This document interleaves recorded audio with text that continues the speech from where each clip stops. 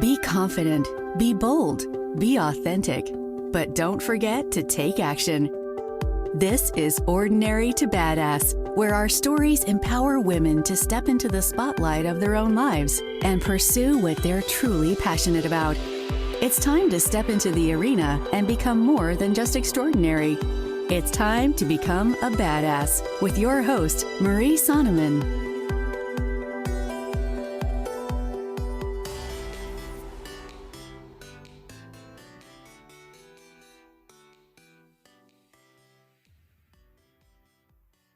This is episode number 8 with Leah.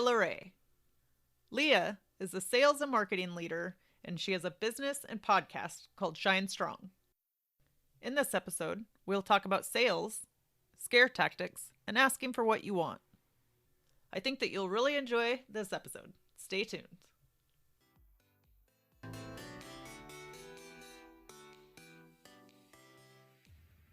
Welcome to Ordinary to Badass. Whether you're ordinary or badass, I'm glad you're here. Today's guest is Leah. Leah, thank you so much for being here. Excited to have you on the show. Yeah, I'm just honored to be here. So first, before we go any further, I've got to ask you, do you consider yourself to be ordinary or badass? I love that question. I totally think I'm a badass. Nice. Have you always felt that way? I think just like any woman, not we all, but like so many of us, depending on confidence levels, like it just doesn't matter. We all feel like we're badass some days and like a total failure other days. So I'm just like anybody else, today I'm feeling pretty badass just because I'm on this podcast. I love it. Other days I might wake up and be like, today is not my day. So how do you talk yourself up on days where you say, today is not my day? Yeah, that's a great question. I think it's really all about being curious inside. So there might be a day that just everything goes wrong. For me, it's not necessarily about like things going wrong or my kids waking up too early or whatever. It's not necessarily about the outward things. It's about what I'm telling myself. And so it's being aware of the things that you're telling yourself and then saying, hey, is that true? Like starting to push back on that self-talk. And that's when you can start saying, okay, there's a problem I need to fix, or I'm freaking out about something that's totally not a thing. Right. So I can't wait to get into your story a little bit, but first, will you share a little bit about yourself? Just share a short bio with the audience. Yeah, of course. So like you mentioned, I'm Leah. It's always hard to know where to start. But I've been in sales since I could talk, really. I love sales. I love marketing. I love business. That's where my career has been. And I woke up one morning after a very successful sales career, like 10 years doing it. I woke up one morning and I couldn't answer the question, who am I? Or what do I want? And I was literally like laying in bed and I couldn't answer that question. And so it sent me spiraling. And after several years of trying to figure that out and trying to figure out who I was, I recognized so much about myself and I reframed the mantra in my head. And I mean, we can talk a whole bunch more about that, but from that point, I kind of shifted my whole career, my whole lifestyle. And now I have a podcast called Shine Strong. And I also have Shine Strong Business Development Consulting, where I coach other women on how to grow their business in a way that feels good to them. So often women are just terrified of sales and marketing. And, there's this concept out there that has to be like sleazy and gross and, spammy, and it doesn't. So I just help women get over that and also grow their business so that they can have the flexibility that they need and they can make the impact they know they're capable of. I love that so much. So you said for several years you're trying to figure out or answer the question, who am I? What were you doing to try to figure that out during those years? Ooh, good question. Well, at the time I was working at a startup, like a tech startup. And I was leading all of their business development. So sales, marketing, I was traveling 75% of the time, had a 1-year-old at the time. My marriage was falling apart. I was honestly looking back, I was codependent on my goals and my achievements. I was codependent on what people at work thought of me and if I hit my sales goal or not, and if the company grew or not. Like I was totally codependent on my goals. Can you explain that? Yeah, being codependent on something is when you attach your self-worth to that thing, right? So a lot of people are codependent on other people. So in relationships, you'll see someone who, you often see women who are codependent on like their boyfriend or their husband or kids even. And for me, I was codependent on my achievements and my job, which was interesting because it made me a very motivated employee. I like come hell or high water, I was going to achieve anything they threw at me because my entire self-worth depended on it. Like inside, if I didn't achieve that, I was unloved, I was unworthy, and I was a complete failure in life. Right? So yeah, I mean, that's serious motivation. Right. So that's what I mean by being codependent. Like my whole sense of self was wrapped up in what I was doing for my job. Every human being is codependent at some level. But when it gets to that extreme, that's when it's really unhealthy for everyone. And truly it wasn't healthy, you know, as motivated as I was as an employee, and how great that might sound. It's pretty hard to manage somebody who's like that. Because, you know, when on a bad day, it's like the world was crashing down on me. Right. So that was the space I was in. I was just totally dependent on my goals and my career and my achievements. And when I realized that I was in a really bad place, and actually I realized it finally because I stumbled across the Enneagram. Are you familiar with the Enneagram? Yeah, totally. Yep. What number are you? I think I switched to the investigator. I can't remember what number that was. I used to be an 8 and then I switched maybe a 5. Yeah. Okay. Yeah. Yeah. So yeah, it was kind of interesting that within like a 1 or 2 year period, I switched from an 8 to a 5. And what's interesting about the Enneagram, what I love is that it talks about, and for any of you listening, Enneagram is a personality finder like test.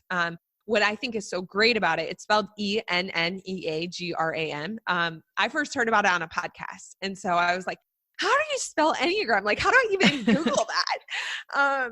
But I found it, and I'm a 3. So a 3 is an achiever. What I love about it and what makes it different from like DISC or Myers-Briggs or anything else is that it tells you your like what's bad about you. Like it kind of rates you on a scale of 1 to 10 as being healthy or unhealthy. And at the time, I was like a 7. 10 is the worst. Like 10 is literally like you are self-destructing. You are suicidal. I was a 7. And when I read that, I was like, holy shit.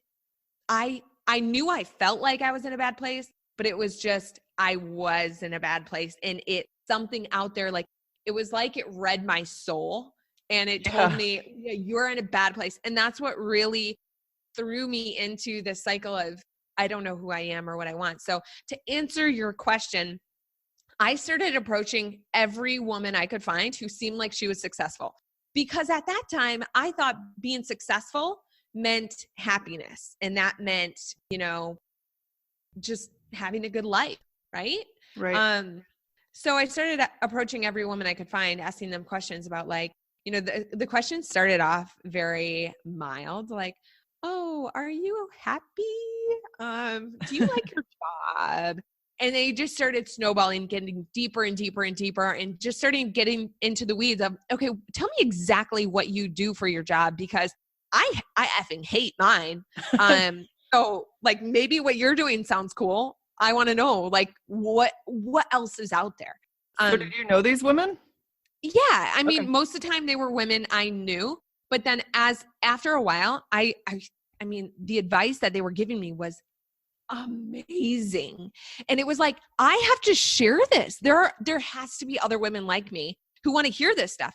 So I just started recording episodes. 2 days before I had my second child, I recorded my first episode, and I was like, I don't know what the hell I'm doing. I watched a YouTube video and I was like, I'll try this. So I started recording episodes, and that was when it really started.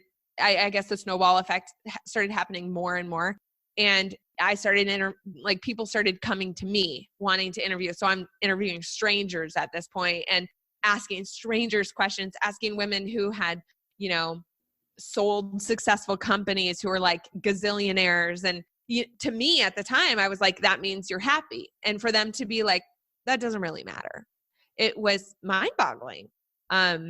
So that's kind of how it started. And that built a good foundation for me to understand that truly nobody does it all. And truly nobody is perfect, because I was striving to be in the top 5% every aspect of my life. And that's a lot of pressure.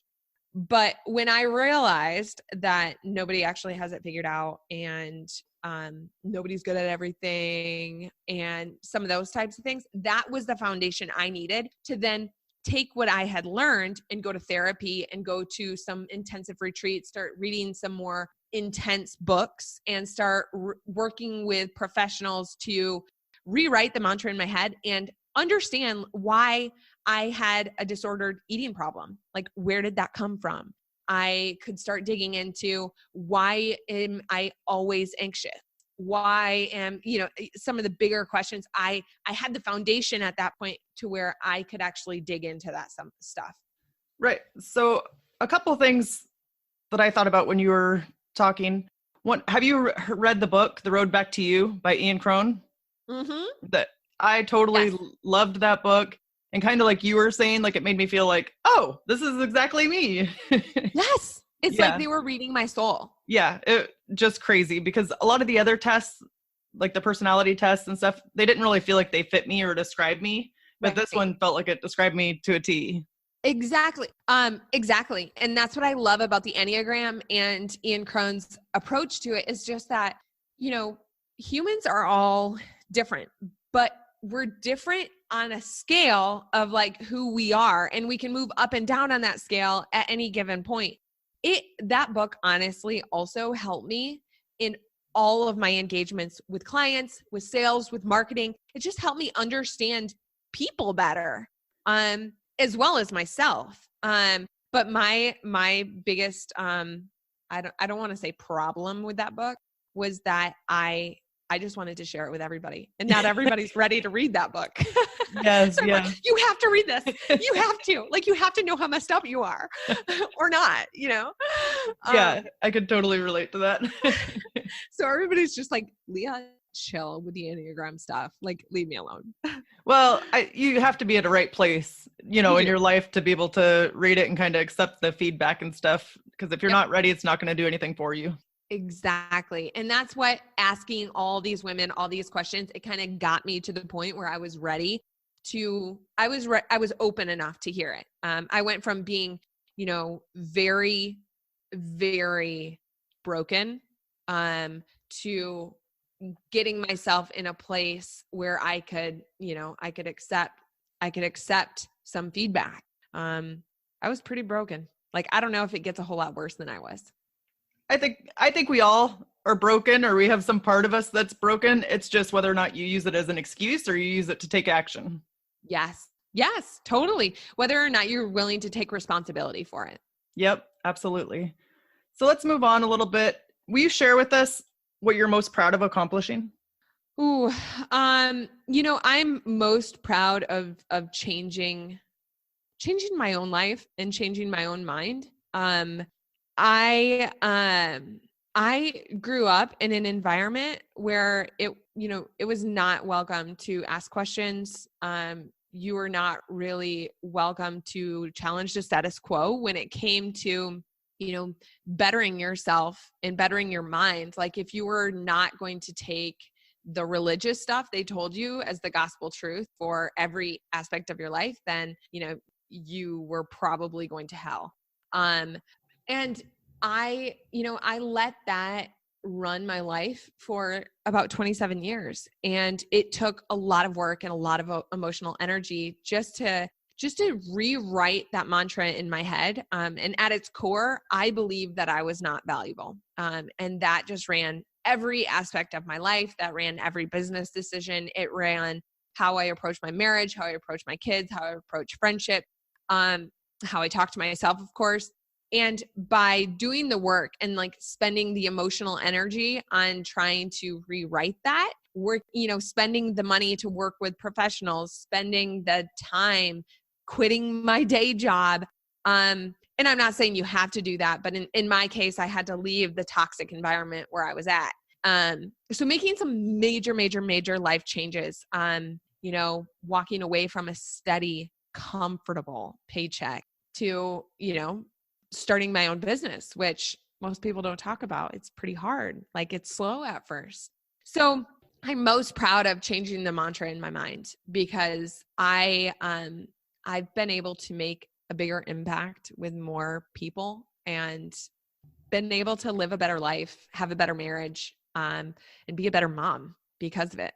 So you said change the mantra in your mind. Is there a specific mantra that you have? So I had to tell myself a specific mantra to reframe that you are worthless. You are not valuable in my head. So it took time for me to rewrite that and to kind of cancel it out, to stop saying that to myself. What's interesting is we have approximately 60,000 thoughts a day. And what it looks like is, Leah, you're fucking worthless. Oh, look at that tree. Wow, this road is really pretty. Oh, I wonder what my kid's going to eat for lunch. Leah, you're a fucking failure.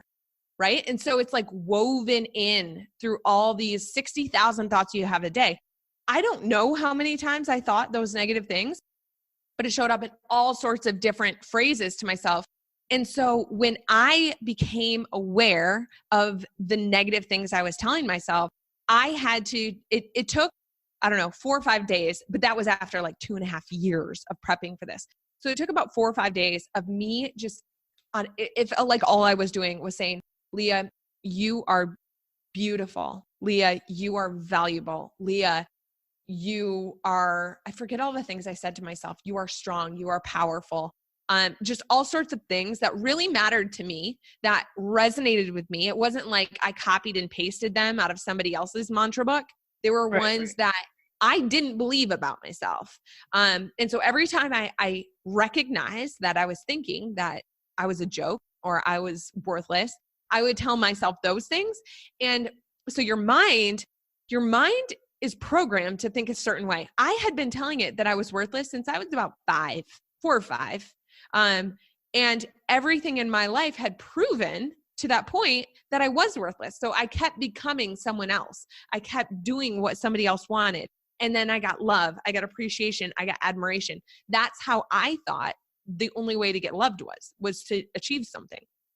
So that was like 27 years of saying that to my head. So it took time my mind was pissed that I was completely changing everything. It was like, what the hell, Leah? I've made this really easy for you. I've got this whole script automatic in your head and your body knows how to do it. Like, what are you doing? You're messing everything up. I've done this for you. I've made this for you. That's what my mind was telling me. And so having to rewrite that took a serious amount of intention and effort. And like I said, it was like 4 or 5 days of just constant, like it felt like that's all I could do is just tell myself, Leah, you're amazing. You're powerful. And then after that, it became kind of second nature. And I added in some habits into my life to kind of reinforce the new patterns that I had developed. Right. So what I find funny or interesting is when you said like, Leah, you're fucking worthless. Like it makes me cringe, right? Yeah. Because it's like, I hate when people talk to themselves that way. But the funny thing is we all talk to ourselves that way, or at least sometimes, and you just have to get better at it. But when somebody else does, it's like, how can you talk to yourself that way? I don't know. I just think it's interesting. It is. And I mean, we are always the hardest on ourselves. What's really important is that you start recognizing the way you're talking to yourself. So I've said this before, but me saying those negative things to myself, that showed up in a lot of different ways. So I actually heard Rachel Hollis talk about this the first time. I'm going to pull it up. I heard Rachel Hollis talking about this for the first time, but actually it's mentioned in the book Atomic Habits. And so a good pattern for the listeners to start using is that for any habit, you have a cue, you have a craving, you have a response, and you have a reward, right? So for me, my cue was that sound, that like voice in my head, like, Leah, you're fucking worthless, right? That was the cue.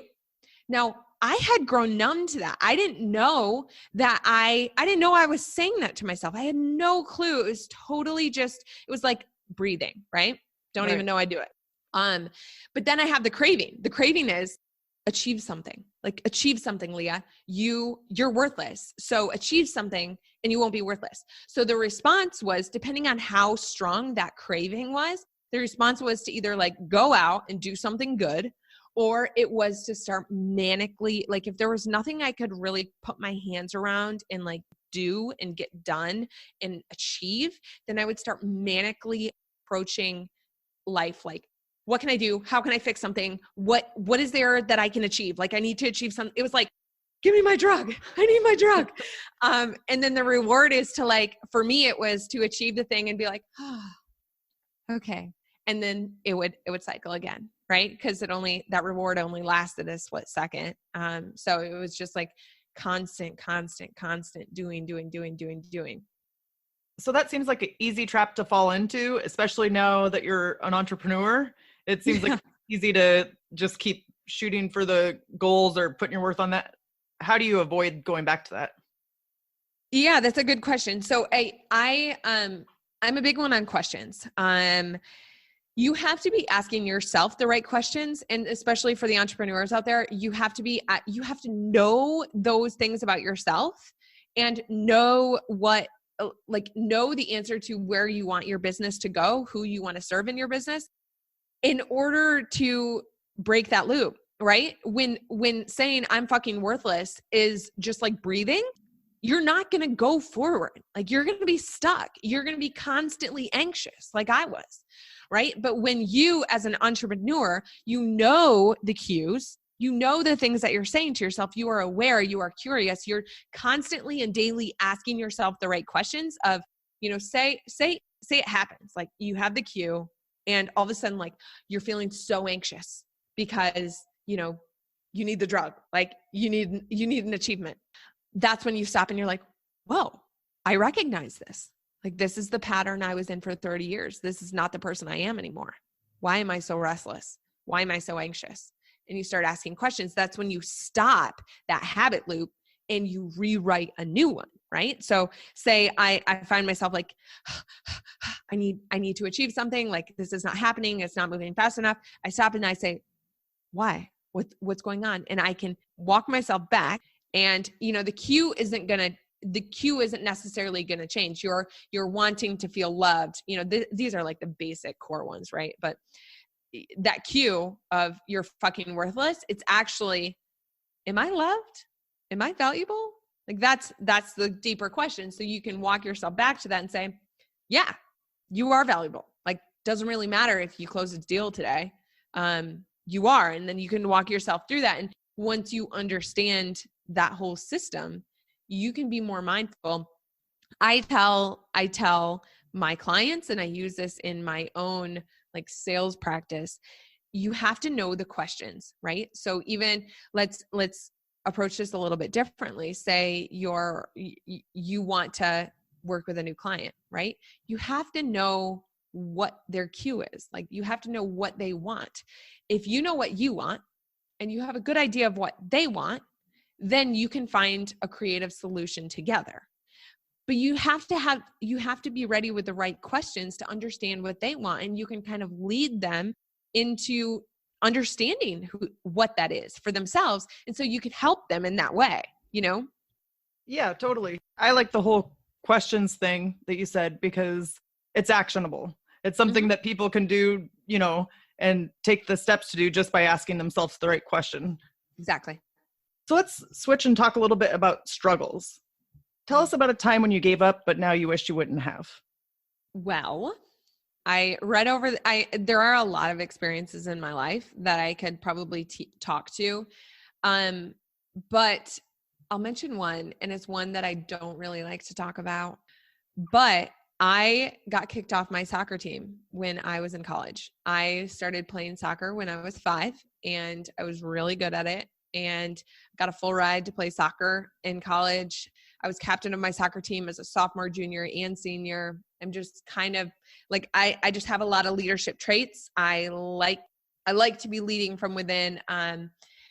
But I never stopped to ask myself the questions of why I was doing the things I was. I was totally caught up in being what everybody else wanted me to be and making everyone else happy and being a total go-getter for everyone else, right? Like I had to be the top 5% for everything that anyone cared about. So that also meant that I was, top 5% on my soccer team, top 5% at my job, top 5% at school, top 5% at the party, top 5, like I was the best at drinking, smoking, playing soccer, working hard, whatever. So drinking was not allowed during season, strictly like no drinking. And I did it anyway. And I got my wrist slapped a couple of times, but I truly just felt like I was above the rules. I was really good. I had, like I said earlier, I've been kind of selling my whole life. And so I was really good at like getting out of trouble. I knew the right things to say. I just knew how to play the system. And so I got out of it a few times, and then my coach came down pretty hard, and I got in some like bigger trouble. I actually hosted a party for my soccer team and like all the other athletes at my house, and kind of caused a big ripple in the system.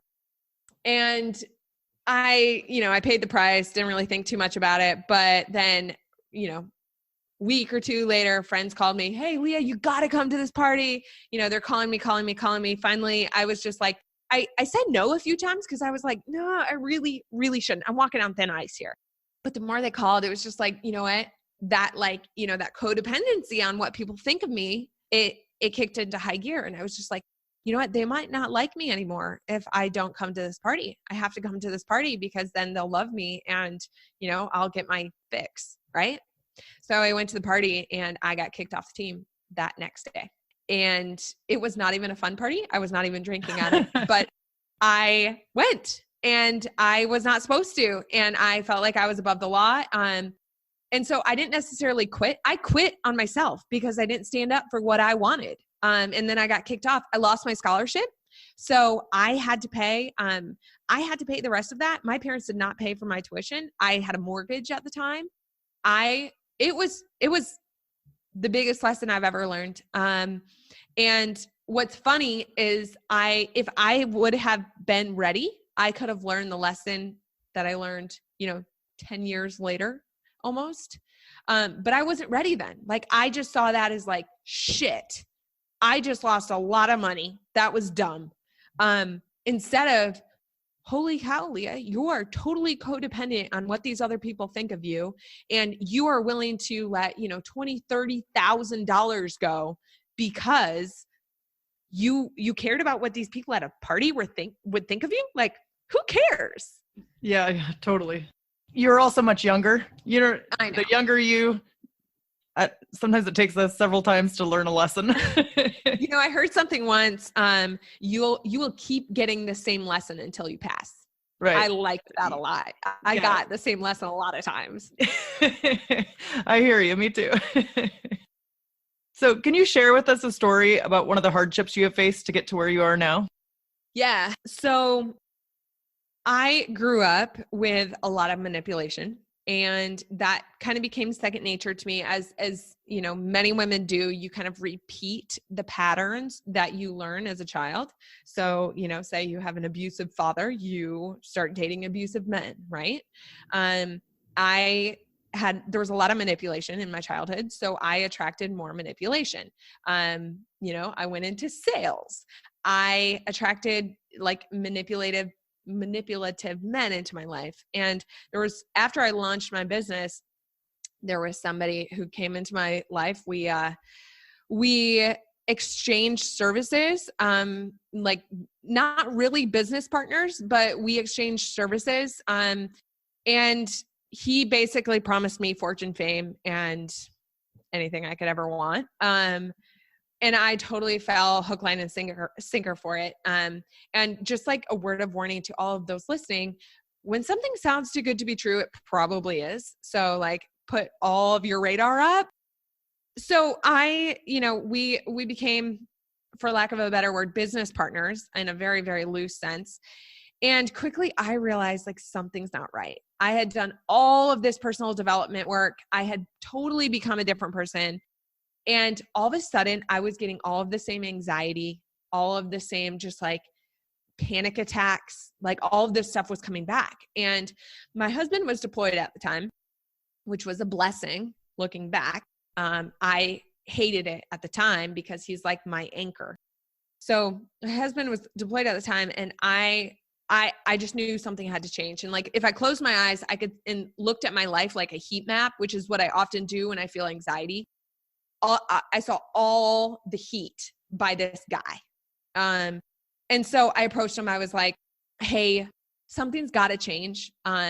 I don't know what it is. I think maybe I have too much on my plate. We've really got to re-look at our, what we're providing to each other and just, refigure this.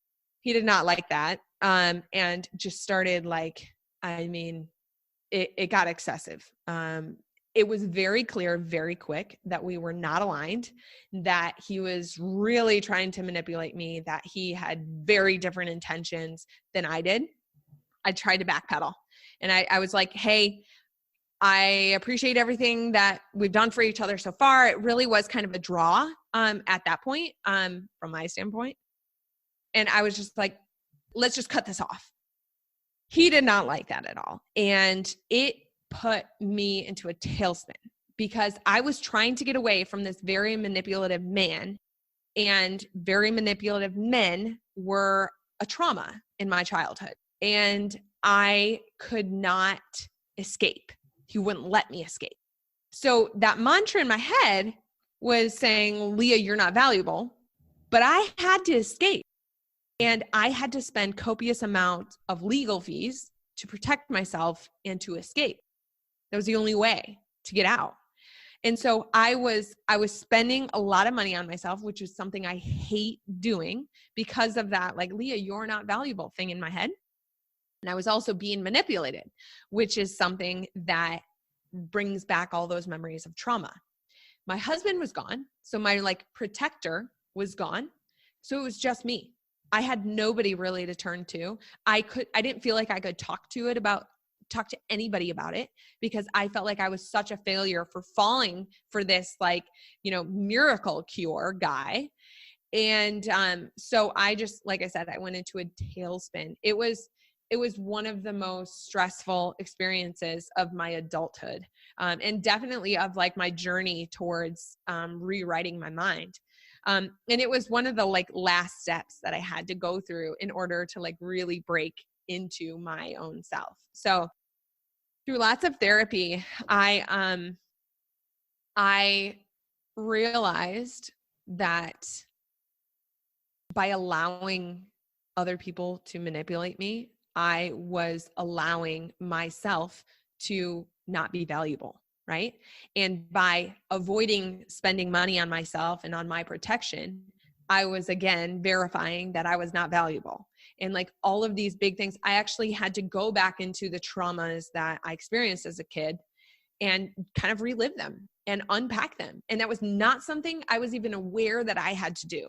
And there was looking back on my childhood, I had a pretty good childhood, nothing too terrible happened. It was fine. But there were things that really, really impacted me and my self-worth. I had to spend a lot of time digging through those traumas. And then that's what finally led me to the point of understanding that I was holding on to that truth, that I wasn't valuable. And once I recognized that was when I could spend the time reframing it. And it was only once I reframed that, but I wouldn't have been able to reframe it if I hadn't gone through that horrible experience. And you know, it was the most expensive mistake of my life. It was a $10,000 mistake. Right. But you also had to be willing to do the work. You know what I mean? Exactly. If you weren't willing to do the work, you wouldn't have come out on the other side of it. You're right. You're right. And this was, again, another example of, you know, if you don't pass the test, you'll keep getting the same one. So the test keeps getting harder and harder and harder and like more unavoidable, right? Totally. So this was an unavoidable lesson that, you know, I shared that story of soccer, right? It was that same lesson, just bigger and at a different point in my life when I was ready for it. And it's like, do you really want this? Like, it's challenging you. Do you really want this? Or are you just going to give up easily and go back to your old ways? Yes. Because I think whenever you choose to do something, life is going to challenge you or give you roadblocks, and it's kind of up to you if you choose to keep going. Exactly. Totally.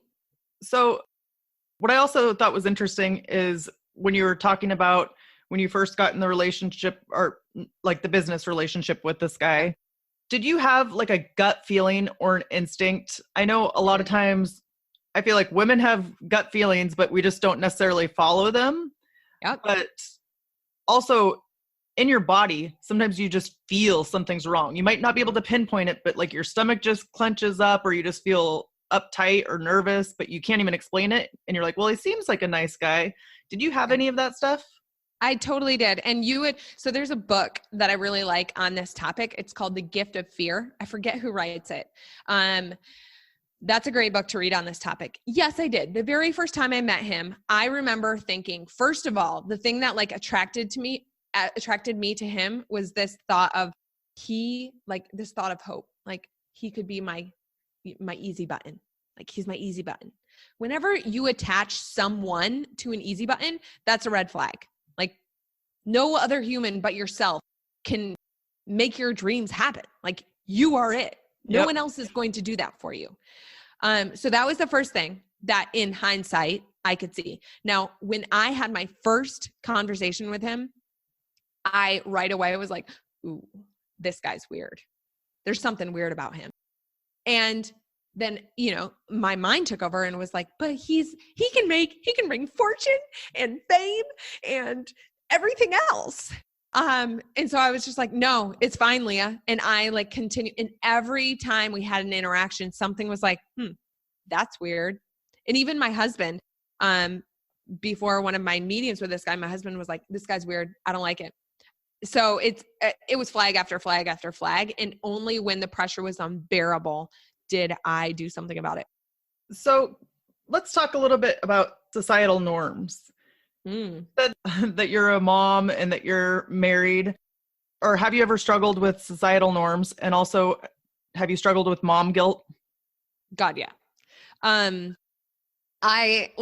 felt like I got married at 24 and I like totally loved my husband, totally glad we got married, but I really felt a lot of pressure that if I didn't get married, I was like a fuck up.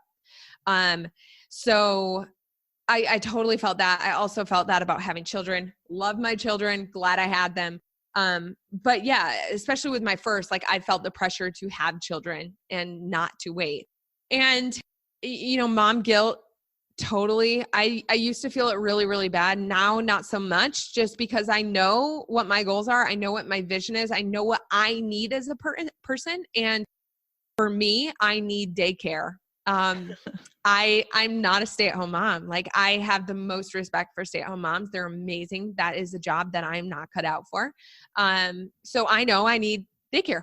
I know I need my work. So it's kind of knowing yourself and knowing what makes you the best person. I heard someone say once, children don't remember the time you spend away. They remember how you loved them. And I heard that and I was like, every mom who has mom guilt should feel that or should hear that, because it's true. It doesn't matter. It doesn't matter about like bringing your kids to daycare or going on a date night or having a girls' night or taking a retreat away, like, or even traveling for work or whatever.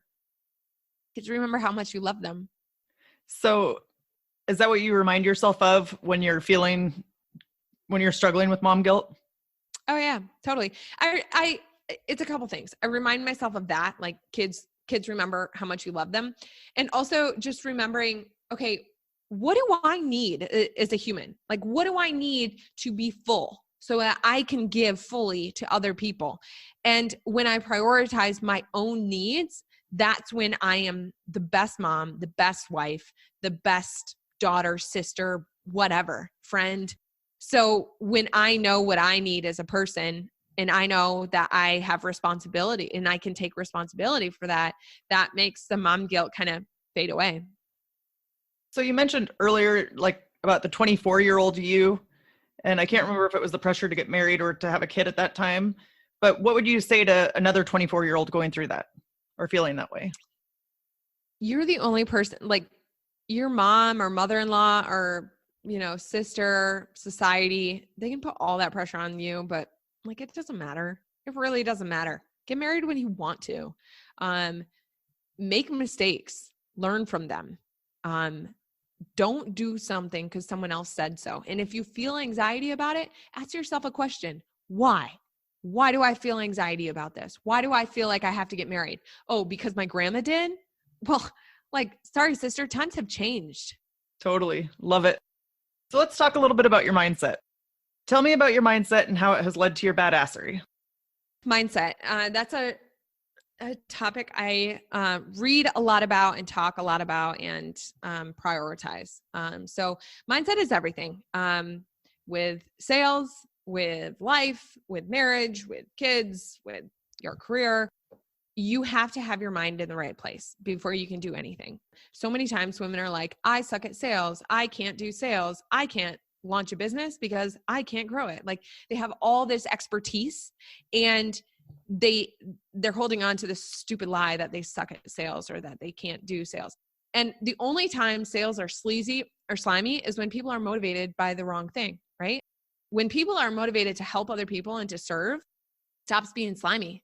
You start asking the right questions of yourself and of your clients to serve them and to make the impact you're capable of. Mindset is just, it's huge. There are so many books I can recommend for the listeners. I mean, a good one is Breaking the Habit of Being Yourself. That's an amazing book by Joe Dispenza. Talks all about just rewriting your mind. If you only read one book, that's probably a good one to read.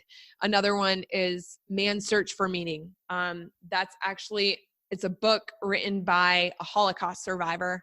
And that's a book I think every human should read. So good. Yeah. Yeah. Another one is called Struggle Well. It's by, I have it right here, Josh Goldberg and Ken Falke. That it's written for like military, but it's applicable to everyone. There's a YouTube video from Sean Croxton, and I think it's called Why You Keep Sabotaging Yourself.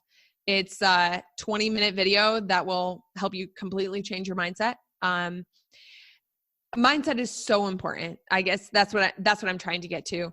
It's what will make or break your life, your business, your career, your marriage, everything. Yeah. And kind of like you said, if you don't have the right mindset, you can read a book and figure it out or watch videos on people who have a good mindset or how they got it. And we're in the day and age of technology. There's so many ways to improve our mindset. Yes. And that is something, so often people, like, you see so many courses and not ebooks, but like so many $1,000 courses and just like big ticket items, like, $300 a month program to help people take control of their mindset. And as somebody who hates spending money on myself, there was not a chance in hell I was going to spend that. Right. And also from a sales standpoint, like, I really don't like that. I think it's kind of bullshit for people to think that they have to spend $4,000 on a course to take control of their mind. Like, all the books I just mentioned, the YouTube videos, like, you can literally do anything you want with books and YouTube videos. You just have to read and watch the right ones. Yeah, absolutely. Podcasts just like this, right? And it's something you have to take responsibility for. So many times people are trying to like take courses so that somebody can like be their easy button. Nobody can do that but you. People are at different stages in their journey, and I get that. And sometimes paying for a big ticket item will give you the accountability you need to actually do it. But I just want to warn people or tell people that like you can change your life just by asking the people around you. Get 3 to 5 people to surround yourself with. It could be a podcast. One of those people could be a podcast. Yep, totally. And just start becoming more like the people you aspire to be. It's as simple as that. Yeah. And I like what you said kind of about accountability and responsibility. Mindset isn't always something that just comes to you naturally. You know, you really do have to work on it and seek the mindset that you want, and have it be a continual practice. Otherwise it'll fall by the wayside just as easily. Totally. It's a habit, just like working out. You can't be super fit. You know, you can't spend 2 years working out 4 times a week and then stop for a year and expect yourself to be in shape. It doesn't work that way. Right. Exactly. Same with your mind. So we kind of already hit on this, but do you have any tips or tricks to help us improve our mindset? Watch the Sean Croxton video I mentioned about how to stop sabotaging yourself. That is 20 minutes. It's super actionable. I couldn't say it better. If you're ready to change your mind, watch that video and then read Breaking the Habit of Being Yourself by Joe Dispenza. Those are 2 things. And I'll send you the links so you can link them to the show notes. Okay, cool. Sounds good. Can you share one of the greatest mindset hacks that you have for confidence and self-esteem? Yeah, this is actually really simple, and it is my specialty. You ask for it. Like you ask for what you want. That is it. As women, we are strategically placed to get what we want. Like, think about it. Think about all the things that you could just get by asking for it. Like, if I wanted to have sex with anyone right now, I could like probably walk into any bar and be like, hey, I want to have sex. Like, I wouldn't do that. I'm happily married. But like, you can get that. A guy can't get that, right? Like, a guy couldn't walk into a group of females and be like, I want to have sex. Like, not going to happen. Right. Right. We can get anything we want. People wonder why I'm so good at sales. It's because I ask for what I want and I ask them what they want and I make something work between the 2 of us. You know, I make something mutually beneficial. You have to know your audience and ask them for something that they are positioned to give you. So when you start doing this more and more, it's like your confidence starts oozing. Even as a kid, my mom would say, Leah, you could confidently lead people in the wrong direction. And like, I could, because I was so good at understanding understanding my audience, understanding what their goals were and what they wanted without specifically like saying, please tell me what you want, you know, asking them the right questions to understand what they were motivated by, what they wanted. And then just, you have to be clear about what you want. And what you want in your life is a big question. That is one I could not answer when I was 27. But what I want out of a specific interaction, totally different, right? Like, I want to go to the acai bowl spot. My husband wants Chipotle. I'm going to figure out how to make us get to the acai bowl spot, right? Yeah, totally. And I think it's so important, like you said, to ask for what you want, because it's so easy not to, or to ask once and leave it alone and consider a rejection. Like if you don't hear back or you don't get an answer, it's like, ask again, you know? Mm-hmm. Be pleasantly persistent. In sales, there's the key number. It's the number 7. Until you've tried 7 times to get a response out of somebody and you've had 0 feedback or only negative feedback, that's when you walk away, right? Figure out how to be very pleasant in all 7 of those interactions. And if you've got nothing after that, then walk away. But most people quit after 1, 2, sometimes 3. And after 3, they're like, oh, no, it's not going to work. No, be pleasantly persistent. Ask for it. Continue to ask for it. And this doesn't just apply for business. This applies for life. If you want something or it's something that you're passionate about, ask more than once, because the one time oftentimes isn't going to get you the result that you want. Exactly. You know what? A good example of this was when I was negotiating for my salary and compensation at a company. And I talked to the CFO about it and he gave me a number that I was just like, meh. Then I went to the CEO and I told him like, hey, you're not going to get me for that. Like, sorry, but it's just not going to happen. Here's what I need. And I knew like I had a feel. I didn't just have a feeling, like I knew the range that they were willing to go for. I knew what I was worth. I knew what other people with my skills could offer. And my skills were of somebody, 10, 15 years senior, right? So most women would be like, no, I need 10 more years experience. Well, I was good. Like I didn't need 10 more years to practice my skill. Like I was good enough for that right now. So I told him the number I wanted, and the number that the CEO gave me versus the number that the CEO gave me and what I ultimately took were $45,000 difference. Like, right. I mean, it's just stark. I got told no. So I went in a different direction.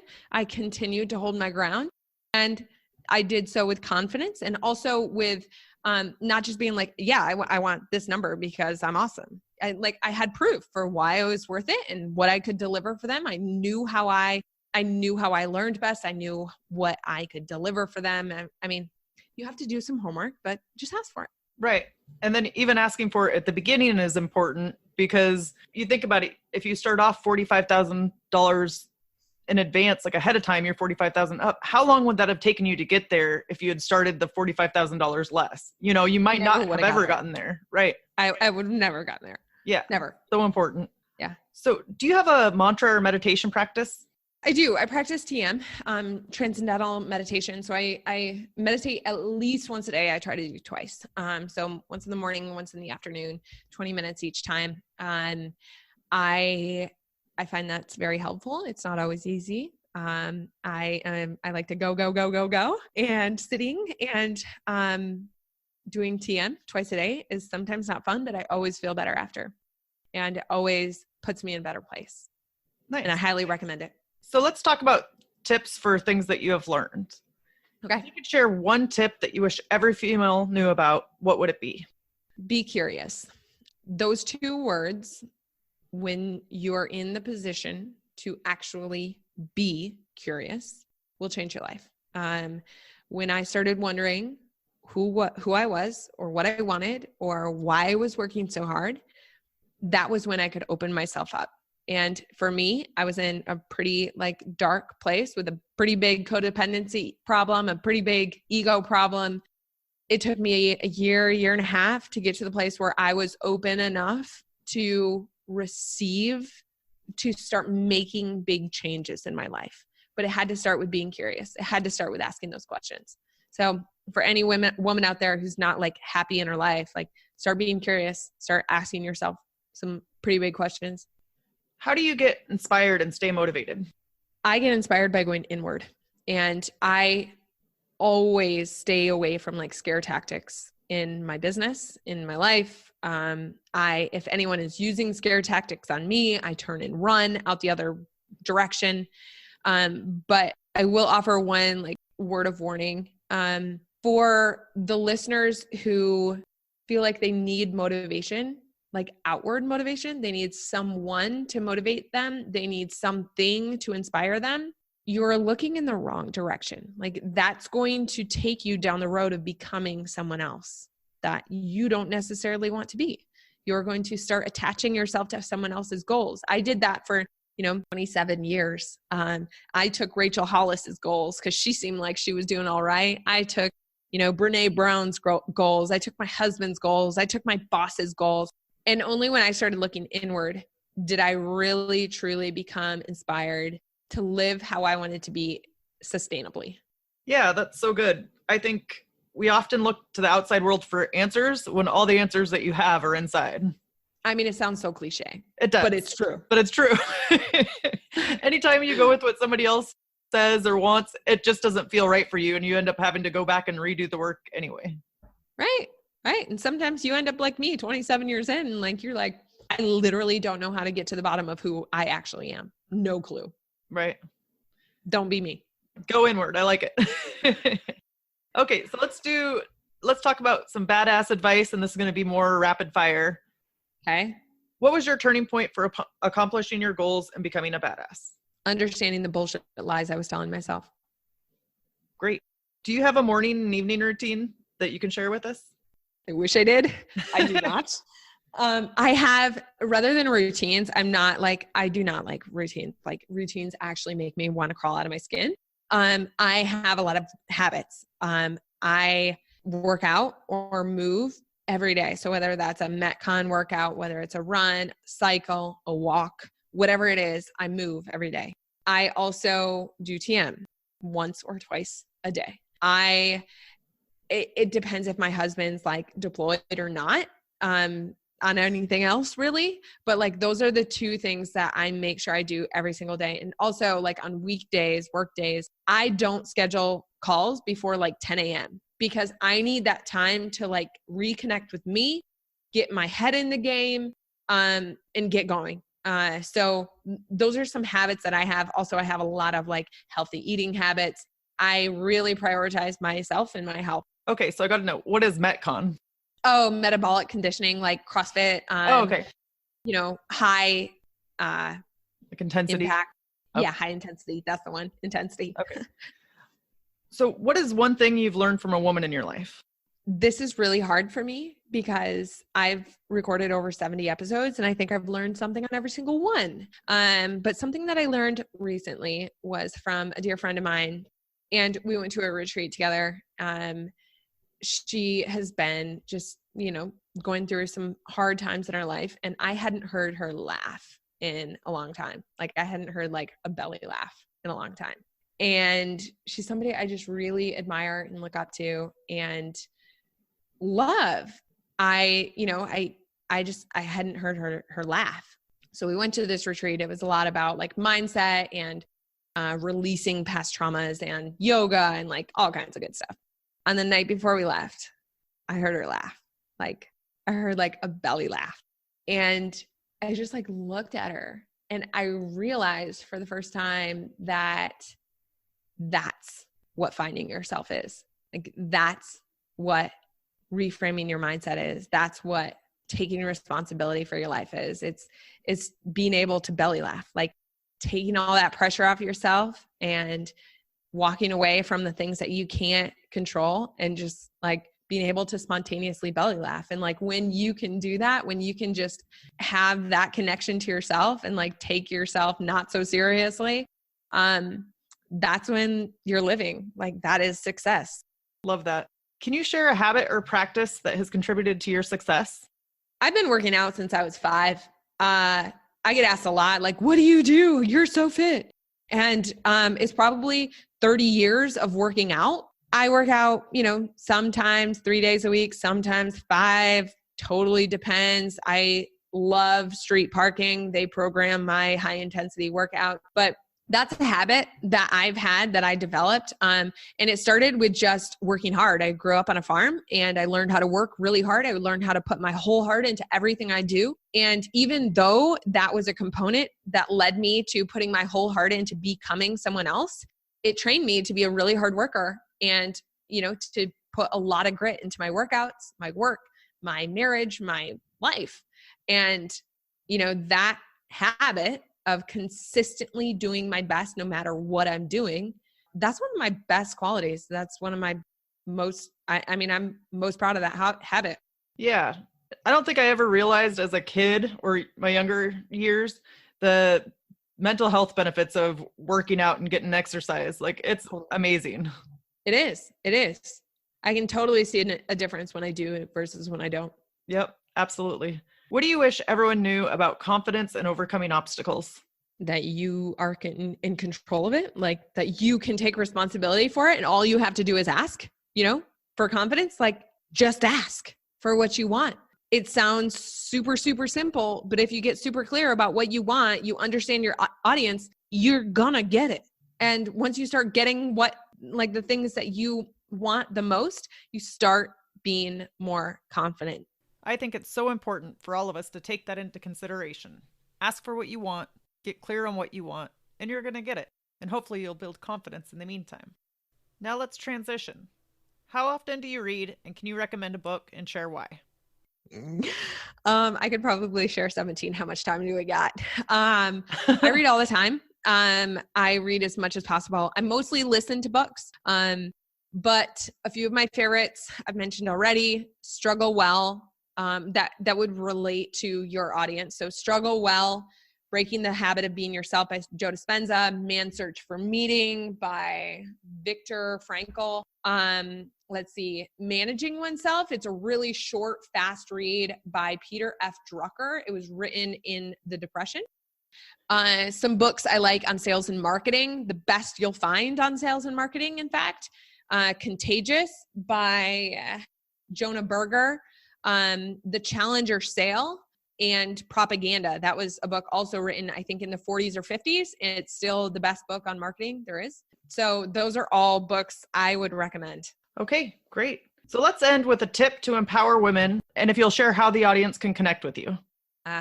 Okay. When I started my podcast, for as much good as the women who were being interviewed on my podcast, as much good knowledge that they were giving me, I noticed a theme, and that was that most women are afraid to sell, and they were afraid to grow their business or lean into what they were trying to do. They had all this expertise, all this amazing knowledge, and they weren't getting it out there. And so I was like, hey, if there's one problem I can solve, it's that. I may be on this journey of my own, but I can help women with this problem. And so that's really what launched me into my consultancy as a business and leaving my toxic job to do that and to help women. So I would say a tip that I'll share is actually a guide that I put together, and I asked 20 fellow entrepreneurs who are just amazing and who have built these great brands and these great businesses, like Melissa Hartwig. She's the founder of Whole30. Ben Bergeron, he's the #1 CrossFit coach. Sean Croxton, I've mentioned him a few times. Pat Flynn, he's the leading guy on passive income, right? So those were just a few of the names that I had come in just to talk about how to grow your business in a mindful way without feeling gross about it. So I will send you the link for that, and you can include it in the show notes. And the answer is, you can grow your business. You can make the impact you want to without feeling sleazy and without feeling like you want to crawl out of your skin. That's what I do with my clients. I coach specifically women who have service-oriented businesses, but also, in my podcast, it's really anybody, whether you have a business or not. So grab that guide and you'll get 21 pieces of advice on people who have done it before you. And it's just a really tangible way for you to grab something, implement it right now, and get on with your day. So how can the audience connect with you? On Instagram, I'm Shine Strong Podcast. My website is shinestrong.co. You can email me, Leah at shinestrong.co. And on LinkedIn, I'm Leah Leray. Okay, great. Thank you so much, Leah, for being on the show. You have been a total badass, and I've enjoyed hearing your story. Thank you. I've loved it. It's been such an honor. You're a great host. Thank you so much. And with that, we'll end our show. To all your badass women out there in the arena, wherever you are, whatever you're doing, own it and get after it. Hey, before you go, I wanted to tell you about a couple resources. First, there's an Ordinary to Badass group on Facebook. We would love to have you there and join the community. Also, I have a blog at ordinarytobadass.com. Usually, I post about 2 times a month. If you subscribe, you can also get weekly newsletters, which are usually a deep dive into a certain topic. And sometimes I give resources like books, podcasts, blogs, anything that I see that's badass. We'd love to have you. Now that you've listened to this episode of Ordinary to Badass, we want to hear from you. Go to our website, ordinarytobadass.com/podcast, and submit your own experience on how you took your life from ordinary to badass and get the chance to be on a future Spotlight episode of the show. That's ordinarytobadass.com/podcast. While you're waiting for the next episode of the show, wipe off the sweat, dust off the dirt, and get back in the arena.